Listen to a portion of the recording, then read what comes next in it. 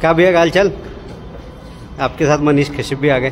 तो आज बात करने वाले हैं, मनीष कश्यप बीजेपी में गए तो मजबूरी थी या ज़रूरी थी? तो मैं बता दूं कि उनकी मजबूरी थी बीजेपी में जाना। हर माँ चाहती है कि मेरा बेटा सेफ रहे, और मनीष कश्यप की माँ भी चाहती थी कि उनका बेटा सेफ रहे। इसीलिए बीजेपी का न्योता आते ही मनीष कश्यप दिल्ली को रवाना होते हैं और जेपी नड्डा, मनोज तिवारी के साथ बीजेपी की सदस्यता लेते हैं। बात करते हैं दूसरे पहलू का।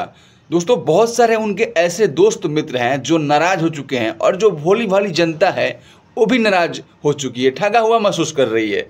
लेकिन ठगा हुआ महसूस करने की कोई ज़रूरत नहीं है, क्योंकि एक बड़ा लेवल पे, एक बड़ा टीम में मनीष कश्यप शामिल हुआ है। और मनीष कश्यप का जितना एक सांसद बन के पावर आता, बिना सांसद बने 5 सांसद का पावर रखता है।